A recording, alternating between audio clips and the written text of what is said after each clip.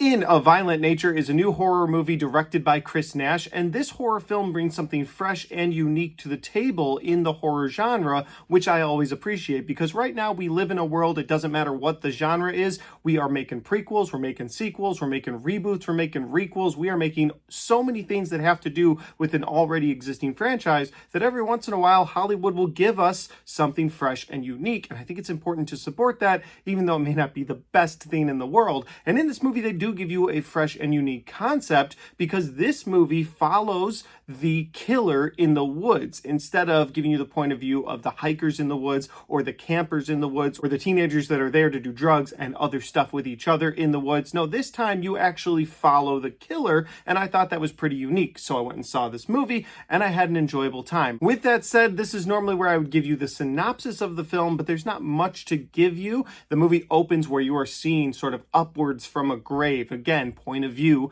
of the killer in the woods, because at the beginning of this movie, he is dormant in his grave. So you're seeing just sort of upwards. You can see this pole and this little locket that's on the pole, and you just hear voices talking about, what is this? Why is there a locket? Somebody says, let's leave it alone. Another person grabs the locket, puts it in their pocket. Well, that unlocks this supernatural evil that's been buried in the dirt. And then you see the evil come up from the grave, and now you follow from the point of view of this killer. The rest of the film doesn't really have too much fresh to it, because most of the horror tropes in this movie have been done in other horror movies, but the big fresh piece of this movie is just seeing it from the killer's point of view, which was new, and like I said, it got me in the theater. With all that said, if that sounds like an interesting concept to you, if you want to check this movie out, it is currently playing in theaters. You can check it out there, or in a couple weeks it'll probably be streaming on Shudder, so you can check it out there. Let's get into my positives and some of my negatives. On the note of jumping into my positives and negatives, I found that when I was putting my list together, usually I have a list of positives, a list of negatives, we go through them all, I give you my overall thoughts. But in this review, every time I came up with a positive, I found a counterpoint that was negative in that same point. So I'm going to give you each one of my points and my positives and negatives on that point at the same time, because this movie was a bit of a mixed bag. I left thinking, well, a lot of this movie was boring, but after a couple days, there were some things I really enjoyed in this movie. So I'm just going to give you sort of all of my points and the positive and the negative on that point at the same time. It's a new concept, but we're trying something new here today too. Let's do it. The first thing to talk about is the concept of this film. Again, you're getting it from the killer's point of view, something that's fresh and unique. So I would throw that into the positive column, because I think that that is really cool, that the horror genre is giving us something new, something unique, instead of just another sequel, just another requel. We're at a time too where we cannot for the life of us get a Friday the 13th film made, and this movie felt very Friday the 13th adjacent. It's just, instead of following the campers in the woods, you're following the actual killer. Like if they made a Friday the 13th movie in that vein,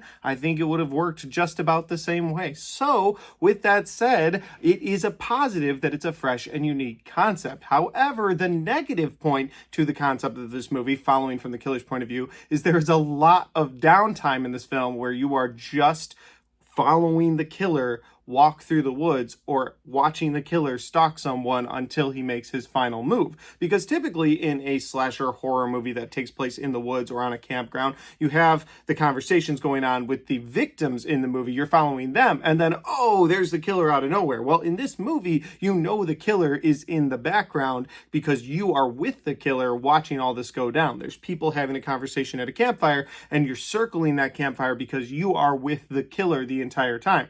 Again, it sounds cooler than it actually is. It's a cool concept, but then you get into just what would that be like while they show you? And there's a lot of doing nothing, or a lot of just sauntering through the woods very slowly. So on the negative side, it does slow the movie down quite a bit when you're following from the killer who doesn't speak point of view. My next point would be the kills in this movie. It wouldn't be a horror movie if we weren't talking about the kills. And yet this is another one that lands in both the positive and negative column, because there's one kill in this movie that is better than every other kill in this movie, and maybe in most horror movies that have come out in the last 5 years. It's pretty gnarly. People have been talking about it online as the yoga scene. If you've seen it, you know what I'm talking about. But basically, you have the killer and this girl trying to do yoga, and he messes her up really bad. It is a disgusting scene, but it makes sense for this movie. But that kill scene in this movie is nowhere near the level of just how boring or lackluster the rest of the kills are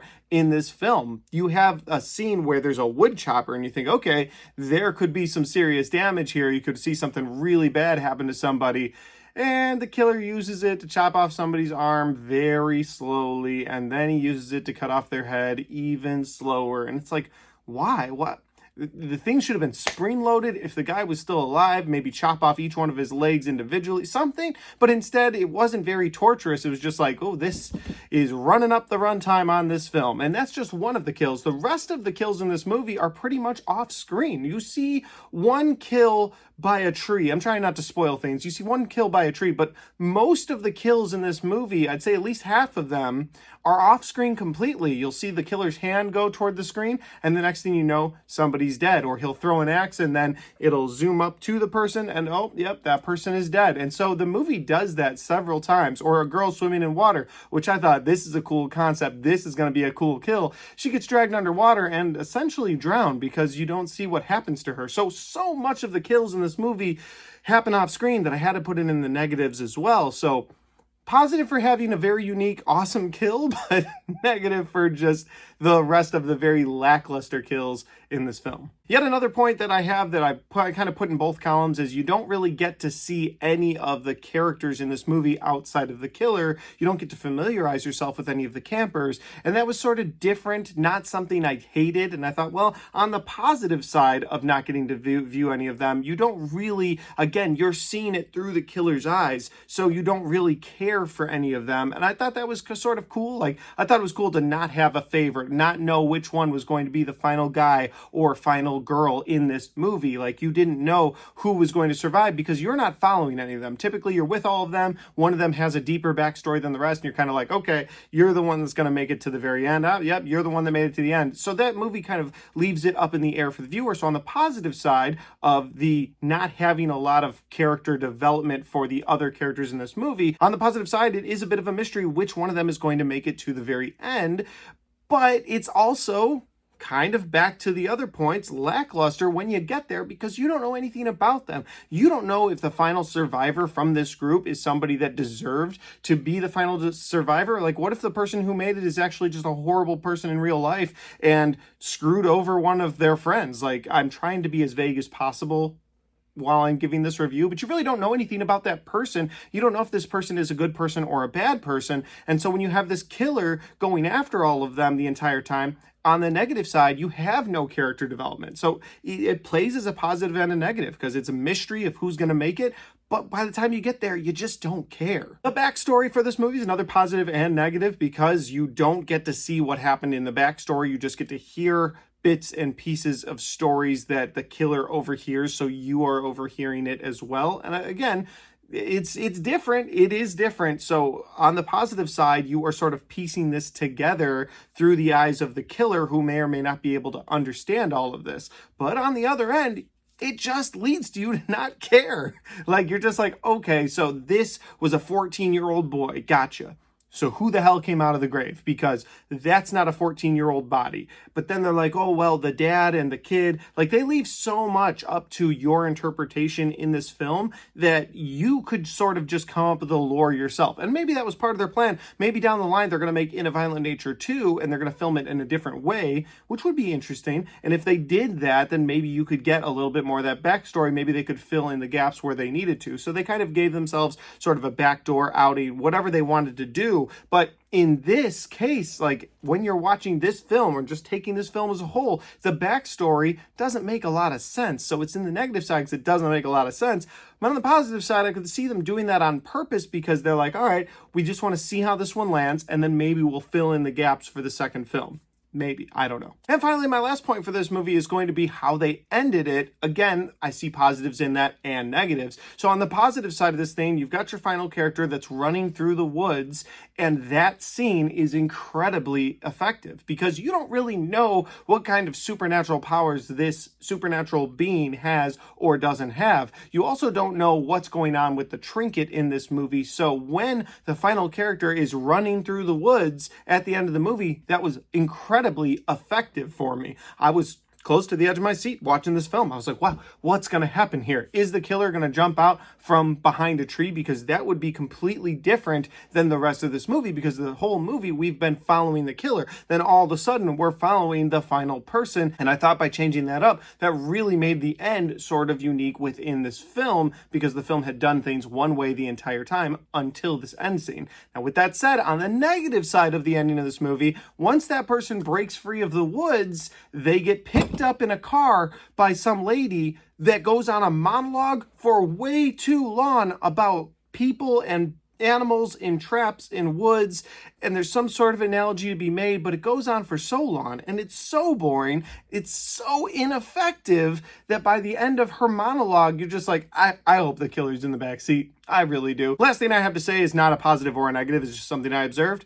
The killer kind of looks like a Scooby-Doo character once he puts the fireman's mask on. Yeah, he's coming out of the water at one point. I'm like, I've seen that in Scooby-Doo, but that's all I've got. That is neither a positive or a negative. It's just something I noticed. And that's really all the points that I had. Again, you can kind of see where I had positives and negatives on every point, and I didn't really know how to give this to you guys other than giving you my positives and negatives at the same time. Overall, I don't really know how to tell people where they should watch this movie. I think if you're a massive horror fan like me, then you might enjoy this movie just for the fresh and unique concept that the movie has. However, on the other end of things, if you are not a huge horror fan and if you're just an average moviegoer, this movie might be better at home, because you can watch this thing, pause it when it starts to get boring, maybe fast forward through the guy walking through the woods for 40 minutes of the movie. So I don't know, there's back and forth there too. I'm just going to say, if you're a fan of movies, check it out eventually. But those are just my opinions, because that's my review for In a Violent Nature. Guys, have you had a chance to check this movie out yet? If you have, let me know in the comment section down below where we agree or disagree. I love talking about movies with you guys, especially horror movies. So if you've seen this movie, let me know in the comment section, or if you're waiting for it on streaming, let me know that as well, just because. But with that said though, guys, if you like this review and you want to watch more, don't forget to hit that like button, because it helps the video, it helps the channel, and it helps me right here. Thanks for watching. I'll see you next time.